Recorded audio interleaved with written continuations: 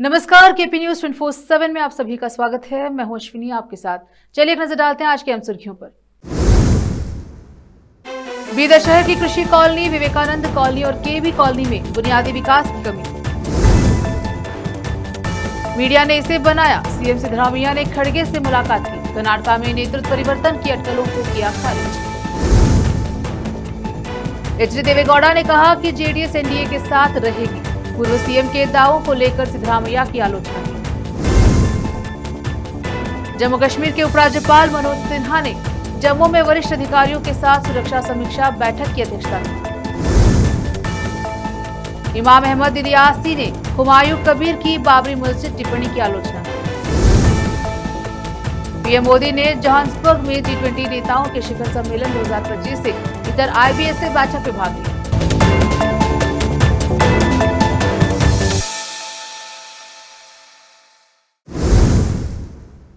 समाचारों का सिलसिला शुरू करते हुए देखते हैं समाचार विस्तार से। बीदर नगर में गुम्पा मैलूर रिंग रोड के पास बसी कृषि कॉलोनी, विवेकानंद कॉलोनी और केबी कॉलोनी को बने हुए कई साल हो चुके हैं। जाहिर है आबादी भी बढ़ी है, लेकिन यहां उस हिसाब से इंफ्रास्ट्रक्चर नहीं बनाया गया है। इस संबंध में आज कॉलोनी के निवासियों ने प्रदर्शन किया और नगर निगम के आयुक्त को एक ज्ञापन सौंपा। विवेकानंद कॉलोनी, कृषि कॉलोनी, केबी कॉलोनी के स्थानीय जागरूक नागरिक समिति द्वारा यह ज्ञापन दिया गया है। कैमरामैन पपुराज का कवरेज। रोकते हैं समाचारों का सिलसिला, लेते हैं छोटा सा ब्रेक।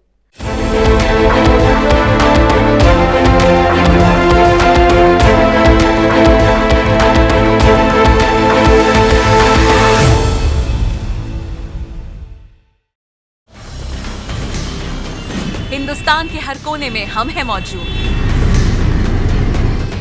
24 घंटे हालात पर गहरी नजर, खबरों से जुड़े चुपते सवालात और आपको दिखाता है धार्मिक, सामाजिक, राजनीतिक, लोकल और इंटरनेशनल न्यूज की सबसे बेहतर कवरेज, जो आपको रखती है हर पल बाखबर। देश और दुनिया भर की खबर के लिए देखते रहें KP news 24/7। Noor education trust Bidar की ओर से चलाया जाने वाला नूर एमएड और BEd college Bidar, recognized by NCTE Delhi, affiliated to Bidar University, Bidar. Admissions open for the academic year 2025 to 26. विशेषज्ञ और सक्षम शिक्षकों द्वारा शिक्षा प्राप्त करने के लिए नूर एमएड और बीएड कॉलेज बीदर में दाखिला लें और शांत वातावरण में उच्च स्तरीय शिक्षा प्राप्त करें। बीदर शहर में बेहतर शिक्षा का एकमात्र केंद्र नूर एमएड और BEd college Bidar. For more details contact Noor colony near horticulture centre, Haladagiri के Hyderabad road, Bidar 585403 Karnataka, India. Phone numbers 9945283920, 8050172745।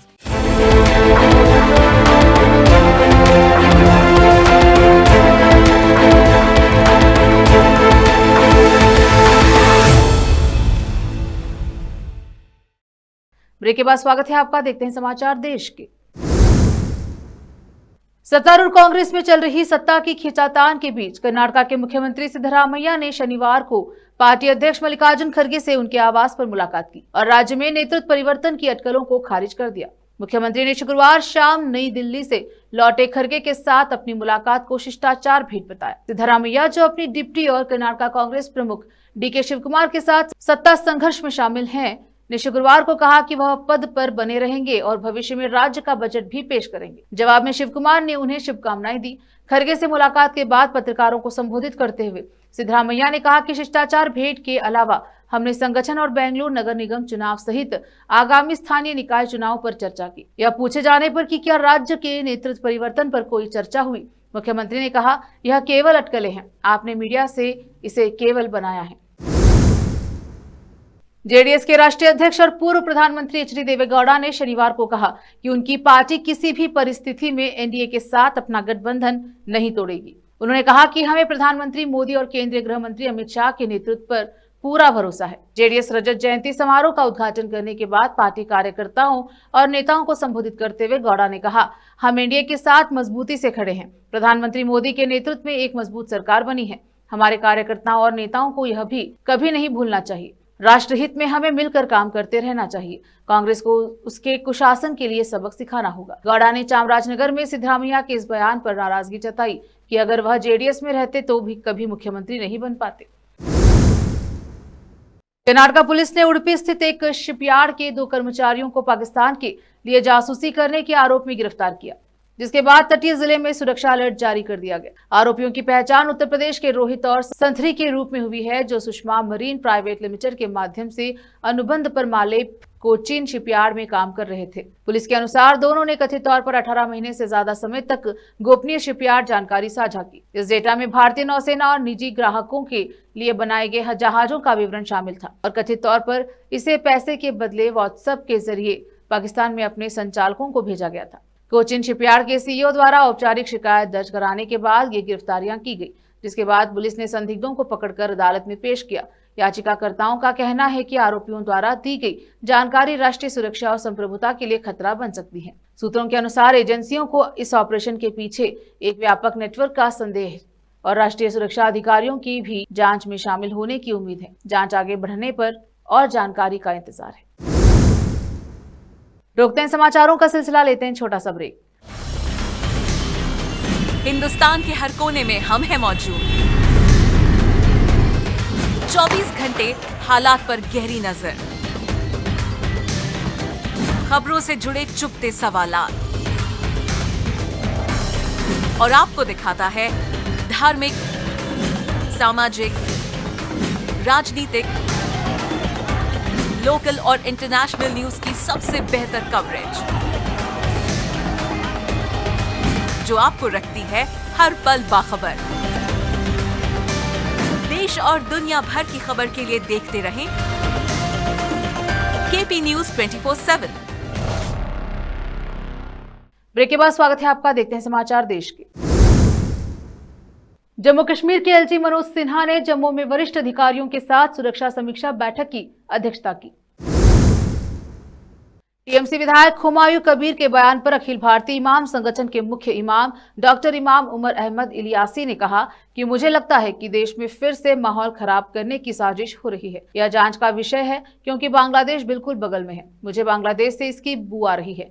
यह जांच का विषय है। वह टीएमसी विधायक है और ममता बनर्जी मुख्यमंत्री हैं, इसलिए ममता बनर्जी को इस मामले का संज्ञान लेना चाहिए। वह आधारशिला रखना चाहते हैं तो क्या ममता बनर्जी इस मस्जिद में नमाज अदा करेंगी? क्या ममता बनर्जी उस मस्जिद की आधारशिला रखेंगी? लातूर जिले के औसा शहर में नगर परिषद के आगामी सार्वत्रिक चुनाव के मद्देनजर राष्ट्रवादी कांग्रेस पार्टी ने अपनी चुनावी मुहिम तेज करा दी है। नगर अध्यक्ष पद के अधिकृत उम्मीदवार परवीन बाबुद्दीन शेख के समर्थन में और सभी वार्डों के नगर सेवा आयोजित भव्य जाहिर सभा में हजारों नागरिक, कार्यकर्ता और समाज के मान्यवर उपस्थित हुए। सभा में महाराष्ट्र के उप मुख्यमंत्री और पार्टी के राष्ट्रीय अध्यक्ष अजितदादा पवार की मुख्य उपस्थिति ने कार्यक्रम को विशेष महत्व दिया। सभा में विभिन्न राजनीतिक दलों ने आए पदाधिकारी और कार्यकर्ताओं ने राष्ट्रवादी कांग्रेस में प्रवेश किया और सभी का स्वागत करते हुए उन्हें पार्टी के भविष्य के लिए शुभकामनाएं दी। अजितदादा पवार ने अपने संबोधन में कहा कि परवीन शेख एक अनुभवी, संयमी और औसा शहर के विकास के लिए सक्षम नेतृत्व वाली उम्मीदवार हैं। उन्होंने मतदाताओं से अपील की है कि आगामी चुनाव में घड़ियाल चिन्ह पर भरोसा करके मतदान करें और परवीन शेख को भारी बहुमत से विजयी बनाएं। पवार ने औसा शहर की सांस्कृतिक, ऐतिहासिक और धार्मिक विविधता का उल्लेख करते हुए कहा, यहाँ का भाईचारा और सौहार्द ही इस शहर की असली ताकत है। उन्होंने आश्वासन दिया कि शहर के विकास के लिए आर्थिक मदद और योजनाओं में कोई कमी नहीं होगी। उन्होंने सस्ते पानी, बीज, आरोग्य, शिक्षण, स्वच्छता और अन्य मूलभूत सुविधाओं की उभारने पर जोर दिया और स्मशान भूमि, कब्रिस्तान व अन्य सार्वजनिक सुविधाओं को व्यवस्थित करने का महत्व स्पष्ट किया। लातूर से मौलाना नौशाद कासमी की रिपोर्ट। दुबई एयर शो के दौरान एलसीए तेजस क्रैश में जान गंवाने वाले विंग कमांडर नमान सियाल का पार्थिव शरीर कोयम्बटूर के सुलूर एयरबेस लाया गया। तमिलनाडु के ईरोड में भारतीय आर्य श्रमिक महासंघ की ओर से एक अनोखा पहल की शुरुआत की गई है। भारतीय आर्य श्रमिक महासंघ ने नोबल विश्व रिकॉर्ड कार्यक्रम का आयोजन किया है। इस कार्यक्रम का थीम बालिकाओं की सुरक्षा यानी सेव गर्ल चाइल्ड पर केंद्रित है। इसमें कई महिलाओं ने भाग लिया। किसी ने सुंदर सुंदर ड्रेस बनाई तो वहीं किसी ने पेंटिंग्स तैयार की। रोकते हैं समाचारों का सिलसिला, लेते हैं छोटा सा ब्रेक। हिंदुस्तान के हर कोने में हम हैं मौजूद। 24 घंटे हालात पर गहरी नजर, खबरों से जुड़े चुपते सवालात, और आपको दिखाता है धार्मिक, सामाजिक, राजनीतिक,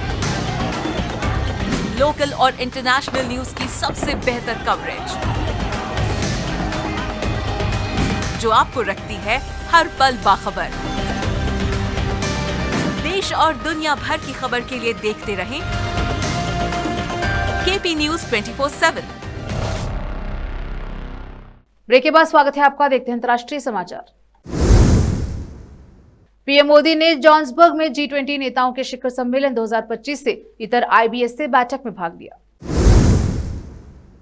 एक भारतीय क्रिकेट प्रशंसक ने कहा कि यह अच्छा लग रहा है कि दक्षिण अफ्रीका बनाम भारत टेस्ट मैच पहली बार पूर्वोत्तर में खेला जा रहा है। मैं यहां खेले जा रहे पहले टेस्ट मैच के लिए वास्तव में उत्साहित हूं। हम श्रृंखला का पहला मैच हार गए, लेकिन हम इस मैच को जीतने की कोशिश करेंगे। भारतीय क्रिकेट प्रशंसकों ने कहा कि यह वास्तव में अच्छा लग रहा है कि पहला टेस्ट मैच पूर्वोत्तर में खेला जा रहा है। हम यहाँ शुभमन गिल को देखने आए थे, लेकिन वह चोटिल है। हम सभी वास्तव में उत्साहित हैं। हम बुमराह और शुभमन गिल को वास्तव में पसंद करते हैं। फिर से एक नजर आज की सुर्खियों पर। बीदर शहर की कृषि कॉलोनी, विवेकानंद कॉलोनी और केबी कॉलोनी में बुनियादी विकास की कमी।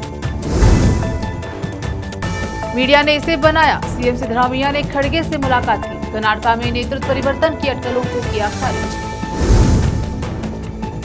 एचडी देवेगौड़ा ने कहा कि जेडीएस एनडीए के साथ रहेगी। पूर्व सीएम के दावों को लेकर सिद्धरामैया की आलोचना की। जम्मू कश्मीर के उपराज्यपाल मनोज सिन्हा ने जम्मू में वरिष्ठ अधिकारियों के साथ सुरक्षा समीक्षा बैठक की अध्यक्षता की। इमाम अहमद इलियासी ने हुमायूं कबीर की बाबरी मस्जिद टिप्पणी की आलोचना की। पीएम मोदी ने जोहान्सबर्ग में G20 नेताओं के शिखर सम्मेलन 2025 से इतर IBSA बैठक में भाग लिया।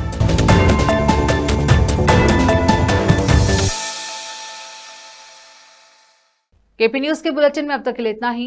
देखते रहे केपी न्यूज 24/7। अन्य जानकारी के लिए चैनल को लाइक, शेयर, सब्सक्राइब जरूर करें। धन्यवाद।